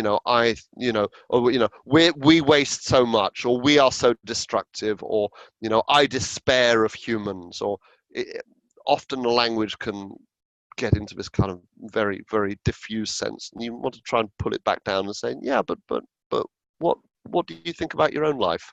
I think that's particularly important, by the way, in this case of we're working together on sustainable behaviors. We want to get the broad picture, which is how people feel about everything, but we want to know about their own struggles and how they found it hard to do things. And actually, having said that, I think note to self, I think I want to put a little bit more in the script about talking about where they found it hard to change. But actually, come to think of it, that's lacking. So we've got something at the moment about how their faith might have led them to change, but it might be good actually to get personal stories of where people have really tried to change something in their lives and struggled with it. So we understand that struggle. That would make it much more personal as personal stories. And then, as I said, actually understanding how it works, well, generally speaking, then that's in the detail of picking through. We just get a good flow happening, I think. And as I said, and then, you all know what we're trying to do with this. So I guess you want to be a little bit also seeing if you can keep enough of your head engaged with outside the conversation going, oh, is this giving me what I want to know? That's interesting. Let's keep going with that. Would you mind, George and Petra, if I came in here? Oh, we'd love to hear from you. Great, my colleague Tara. Introduce yourself. So I'm Tara Clark. I'm from Climate Outreach as well, and I was working with George yesterday in delivering this discussion group for Muslim women. And I just thought, based on what Petra and George were just saying there, with my experience, number one, setting the pace, it's all pretty much what you do in the start. So it's the very beginning that sets the pace for the rest of this discussion. And I really found that because one of our first questions was asking people what they love, like something that they own that they love and are really proud of. And I went totally on a different tangent. And so while trying to keep that pace, I didn't actually anticipate that I was going to go off on a completely different topic. So it was kind of like anticipating something going completely differently at the very beginning and being able to kind of plan for that and keep that pace going. So I thought that tip might help people who are doing this for the first time. And then just what Fletcher said about, like, how do you know you're finding this frame or you're finding this narrative? I had the same concern. I was like, how do I know when to stop and start asking for more and start probing for more information? But actually it's very easy, because you start to forget you're this person trying to deliver this kind of focus group style session, and instead you're actually finding these really interesting words that people come up with. And a good example that I found was that with the Muslim women, someone just audibly said that the hijab for them is how they represent their identity. And I thought that was incredibly fascinating, in that wearing something like this was how was changing their behavior. And without mentioning words like behavior and identity, this came out organically within the group. And I thought, well, that's exactly what I'm looking for, and I'm going to start pulling on that. And I don't mind if I start running over time on other questions, because I think this is going to be really valuable. And then on that, what I thought was really useful and what George kind of stirred me on was kind of highlighting questions that you definitely want to ask before the end of the session. So knowing that, okay, I'm running over, might have to skip the next question, might need to skip the question after that, but I know I definitely need to ask this one. So kind of planning ahead and knowing that you have a sense of direction and you're not going to lose important questions by the end of it. So yeah, I think that's just kind of what I wanted to feed in there based on my experience of doing that yesterday. So I hope that might be helpful for some people.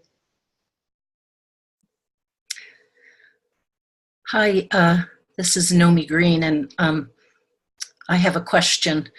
First of all, thank you so much, and thank you for welcoming me to this community. I am both a Jewish person and a Buddhist. I'm a faith leader as a Buddhist person, but as I reflect on this, I hear it very differently through those two different communities. And so when I think of the Buddhist community that I'm a part of, the Plum Village community, we are a pretty large international community. We have 4,000 ordained members and millions of people who practice with us. And the three pillars that were mentioned at the beginning are absolutely at the core of our practice and have been for years. So as a community, we're encouraged to eat a vegan diet. We're encouraged to have car-free days, days where we get out of our cars as a practice. I can't remember the third one, but it is also at the very core of what we do.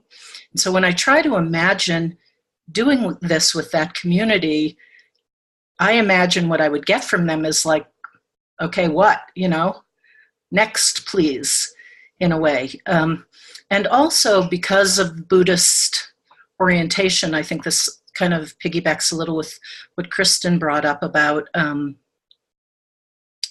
Buddhists view the world versus Jewish people who really look at how can I make a change, how can I heal the world, in a very, it's similar, I think, to a Christian or a Muslim maybe kind of way of interacting with the world. And so I guess I'm curious, and forgive me if I'm a little late to understanding this, and you probably covered it, but somehow I need to go back to it at the end here. What will we do with this? How will we use this? What will it do to further Greenfaith and highlighting climate issues? So thank you. George, do you want to say a few things and then I can jump in, or shall I go first? What would your preference be?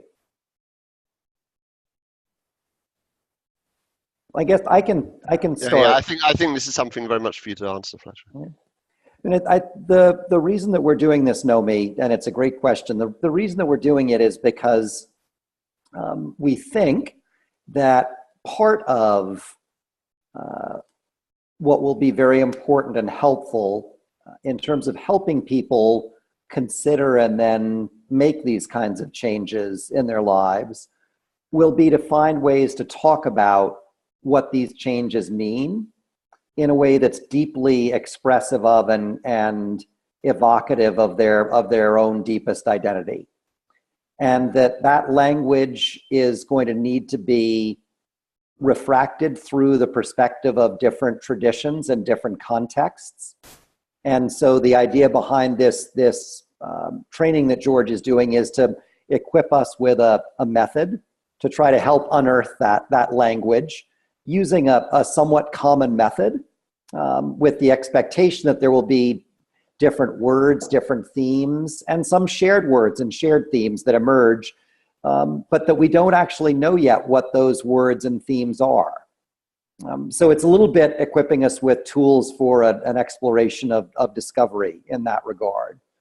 And I think something that Lori Michaelis has mentioned to me many times is I think it's the way in which we see this is not that we are trying to find messages which, if we include them in all of our emails and newsletters and talks and presentations, that all of a sudden the world will change because we're messaging at people. It's rather we really want to find ways to help uncover language that helps people express in a way that they feel really, really good about why they are who they are and why they think making these changes is an expression of that. Does that help at all? Can I say a bit? Absolutely. I think I want to go back a step further back first of all, which is what the overall program initiative is about, which it really is about addressing the urgency of climate change and the 1.5 degree aspiration out of Paris, and I think it comes out of a recognition that the 1.5 degree limit cannot be met without a radical transformation of the way people live. But I think there's another question that some of what we're doing begs, which is how do we expect that transformation of lives to come about, and where are the causes and effects? You know, what's the theory of change in all this? And I want to be very careful of a theory of change that says we're going to tell people something, or we're going to engage people in a conversation, and we're all going to agree that it's good for us to change our lives, and we're going to change our lives, and that's going to solve the problem. Because actually it might be that if we all changed our lives, that would just create more opportunity for other people somewhere else to burn more of the fossil fuel that's going to be dug out of the ground anyway. So I think it's actually, George, I think this is a question, this is maybe something that I would like maybe, I mean, I think what you've offered as a format is fantastic. I think it might be worth looking a bit more at the questions around what are the assumptions about what we're trying to achieve and why people might change their lives. So, for example, for a few of us were at the or at least have seen recordings of the Bonn launch of the initiative, and Kate Power there was talking about the upstander effect. And there's something about actually people changing their lives as a signal of the importance of this, or people changing their lives as a signal actually to model that actually it's okay living differently. So the fact that addressing climate change is going to mean changing lives is not a scary thing. Or it might be that we're doing it to say to governments and producers, actually, look, we can do without this stuff. You've got to stop using the argument that people need this stuff to live as a justification for continuing to dig stuff out of the ground.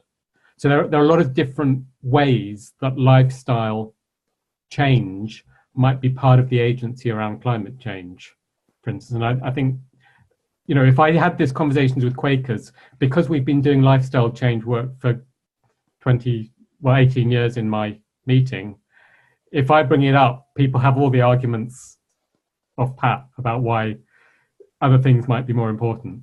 But actually so I think there's a thing about being prepared to have a more complex conversation about how the way we live fits in with the process of change.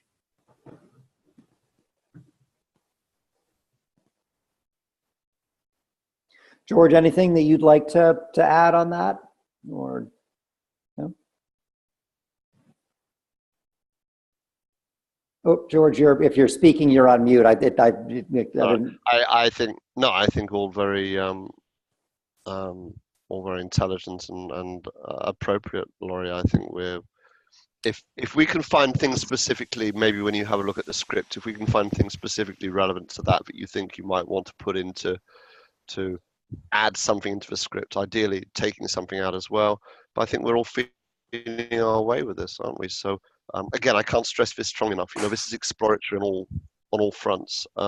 There is not only is there no clear way of how within faiths we necessarily work on this, but there is no clear pathway to behavior change anyway, and this is the world's largest, most complex issue. And as you know, and as you're saying, behavior change comes in many different shapes and forms. I think the primary thing right now, I guess the focus will be on making sure that the research that we do with this amazing opportunity, thank you so much everybody for offering this, is as effective as possible. So that's what I'd suggest is, Laurie, if you and other people would like to have a look at what we're doing and rework it. Every time I have a conversation or do this, I rework the script because it's a dauntingly large topic. So let's not feel shy about challenging what we're doing.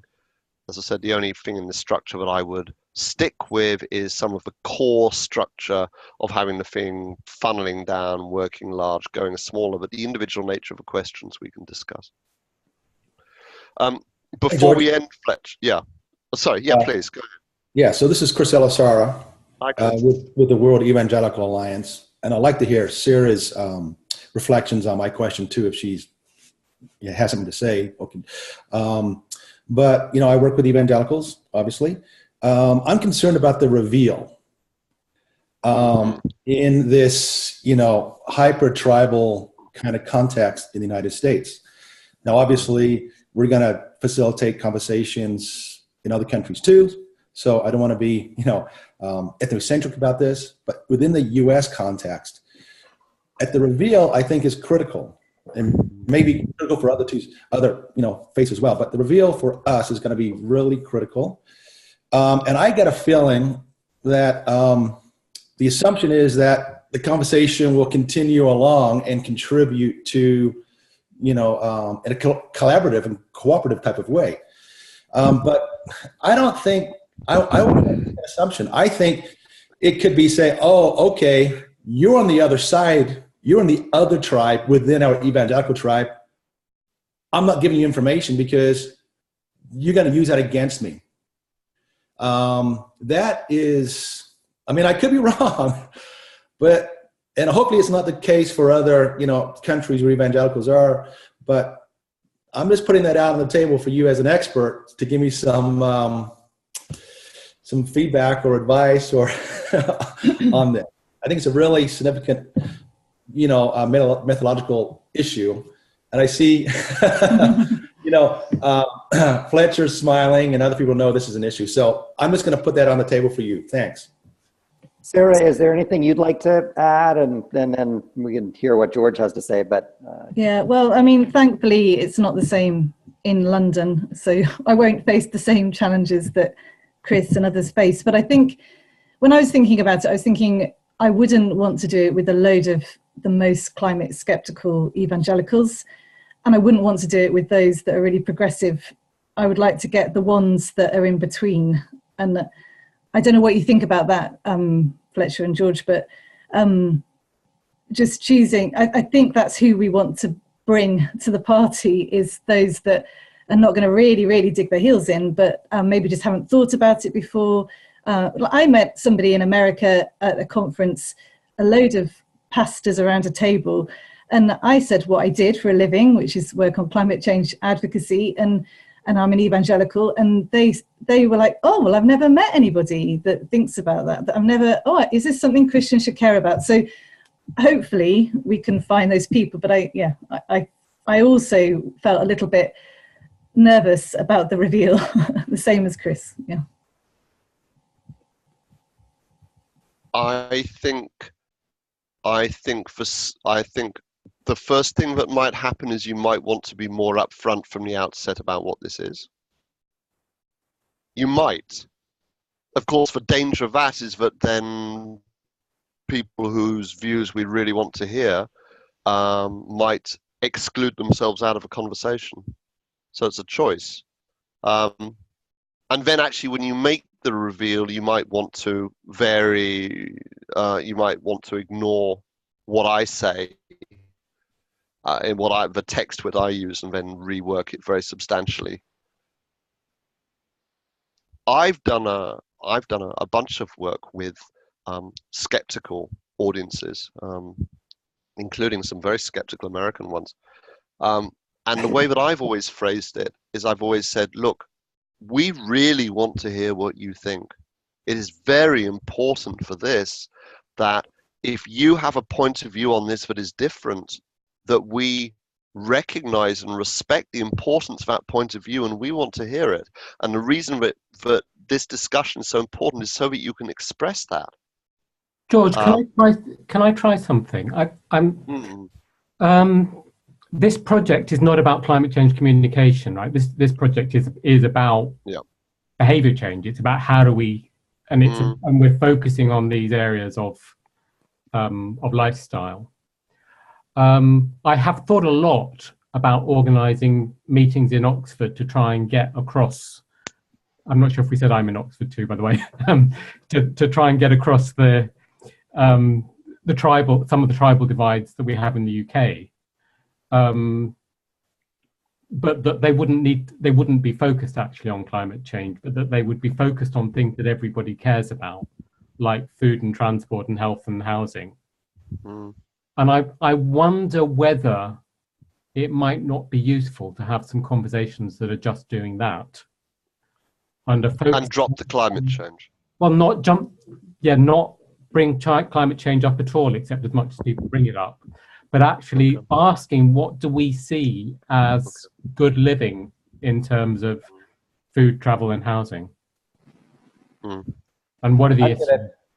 Let me jump in just for a moment, because we're at the top of the hour, and I know we had said to people that we would sort of wrap up right around now. So we've got a number of good questions which merit further discussion, and I just want to make sure, George, that you can cover any immediate follow-up items that you'd like people to be aware of, because I know that we'll start to lose some people.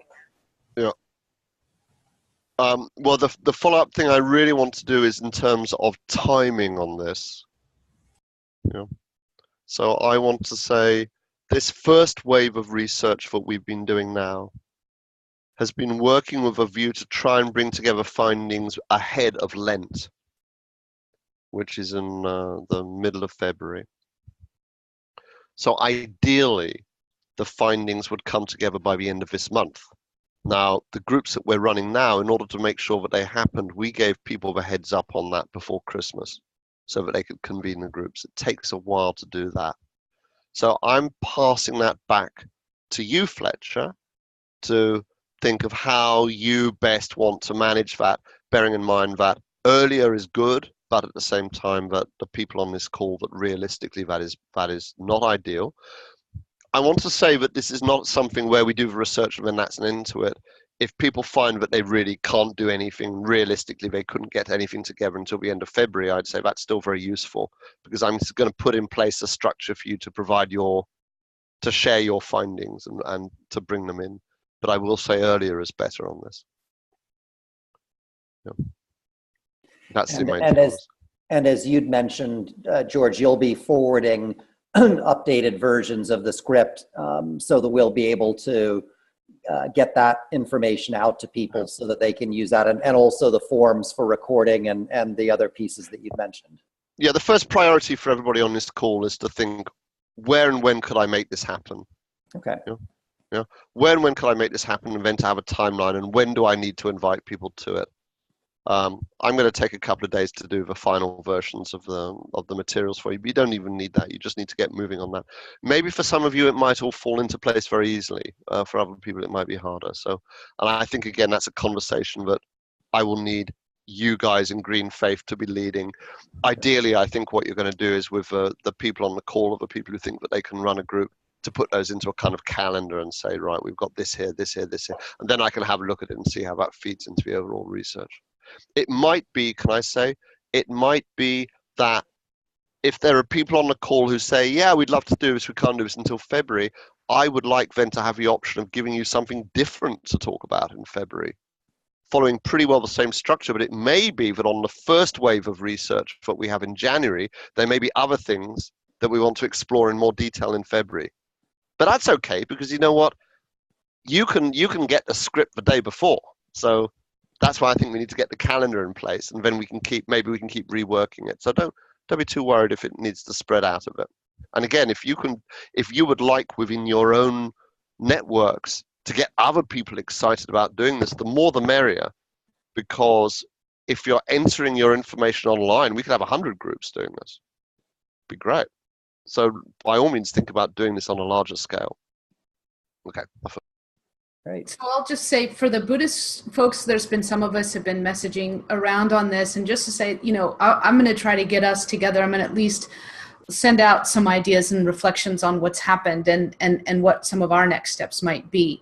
So look for that from me, because I know we're kind of thinking about how does this all apply to us, and there might be some different things that we want to do here. Great. We're 5 after the hour, and I'm just, again, mindful of people's time. George, as always, it's just wonderful to get the chance to be with you and to learn from you.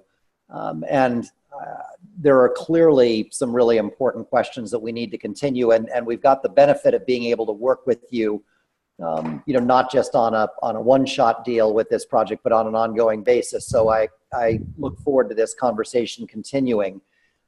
Any other final closing bits you'd like to share? Yeah, so just to say on that, so the way that our participation in this is working out is not on the basis of, given outputs, although obviously there are defined outputs, of which this research is one, but actually of us having a kind of like a regular engagement with the program.